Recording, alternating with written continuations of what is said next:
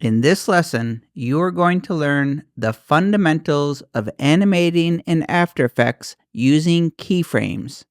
You will see animation or movement in After Effects if any property of a visible layer changes over time. There are two primary ways to animate layer properties in After Effects. The first is to add keyframes.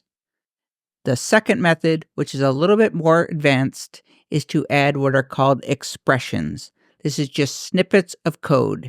After Effects includes a ton of cool and fun effects and presets, and many of them use a combination of keyframes and expressions to control the animations. A keyframe is just a marker in time that stores the value of a layer's property at that place in time. To create an animation, you need at least 2 keyframes, and the value of the property needs to be different between the 2 keyframes, so you need to change the value of the layer. The animation starts at the first keyframe. After Effects is going to look at the value of this layer's property. As the CTI moves forward in time down the timeline, After Effects is automatically calculating the difference between the 2 keyframes values. And when it reaches the second keyframe, the animation is over. The calculation of the difference between the 2 values, so between the first and the second keyframe, this calculation that After Effects automatically does is called interpolation. After Effects is interpolating the difference between the first and the second keyframes, and that interpolation is what is causing the movement or the animation between the 2 keyframes. In the diamond-shaped keyframes that you're seeing, these are known as linear keyframes. Just be aware there are different types of keyframes that can change the behavior of the interpolation. As simple as this seems, this is the fundamental principle of animation. When you understand how keyframes work, you can animate anything in After Effects. Now that you understand the basics of keyframes, let's see how to add them and how to create an animation. The first thing I'll do is drag the CTI, or the current time indicator, to the beginning of the timeline. This is where I want the animation to start. And I can look at the time code to confirm that the CTI is at the beginning. I'm at 000. And as a side tip, you can manually enter in a time code. I could put 2 comma for 2 seconds, and the CTI will jump to the 2-second mark. You can also hover your cursor. You'll see it turns into a double arrow, and you can scrub the timeline left and right. I'll select the layer that I want to animate.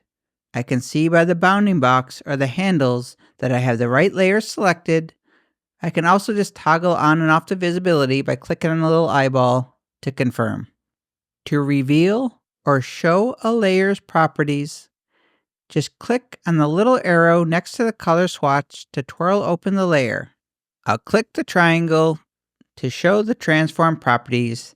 These are the properties that you are going to be animating the most. Every single layer has the transform properties group.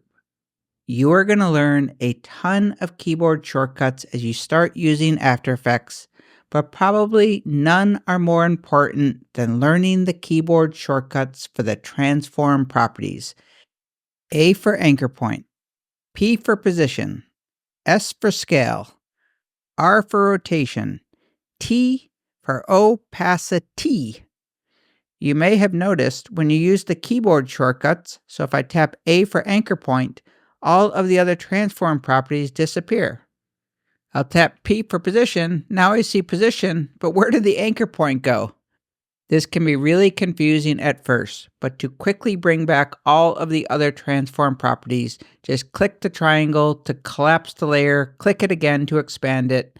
Now you will see all the transform properties again.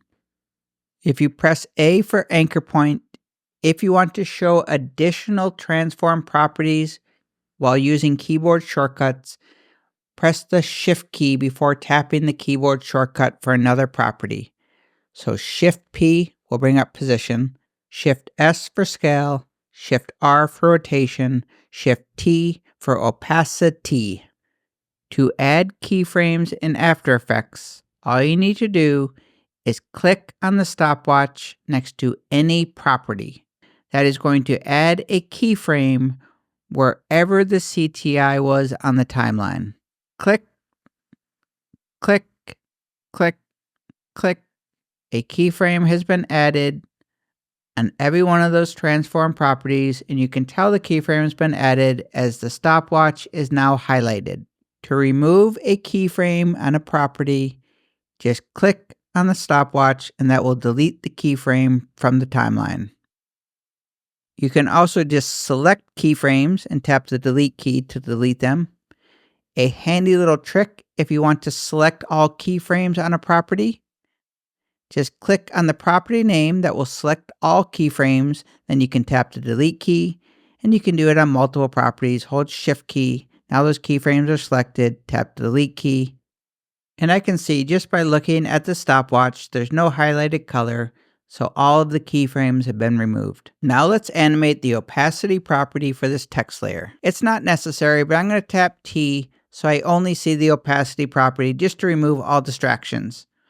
I'm going to drag the CTI to the beginning of the timeline. I'm going to click on the stopwatch for opacity. That is going to add a keyframe. As long as the CTI is directly over a keyframe and the keyframe is selected, you can change the value of that property. But if the CTI was maybe one frame to the right, when you change the value, it will add another keyframe. So I want to change the opacity from 100% down to 0. And if you look at the text layer, you will see as I drag the opacity down, when I get to 0, you can no longer see the text layer. Now I'm going to move the CTI forward in time, let's say to the 1 second mark. This is where I want the animation to end. Once you've added the first keyframe, you don't click the stopwatch to add the second one. You can click this little diamond to the far left. That will add or remove a keyframe right there.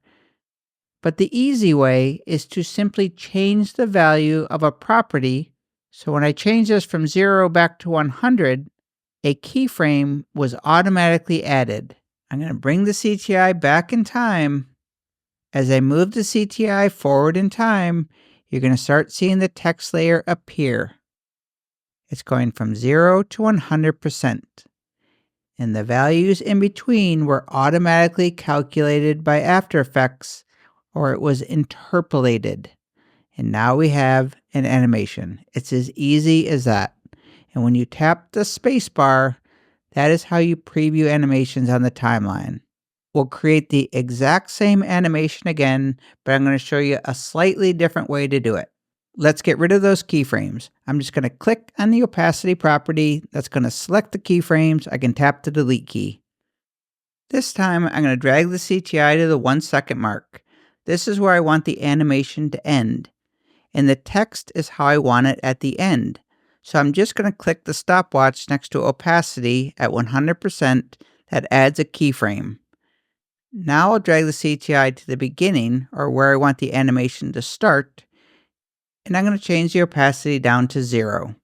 That adds the second keyframe. I'll tap the spacebar, and as you can see, the animation is identical. So this lesson was your introduction in how to animate in After Effects using keyframes. In the next lesson, we're going to look at anchor points, and this is just an invisible reference point that is on every layer, and it serves as the center where you're going to rotate and scale and do other transformations from.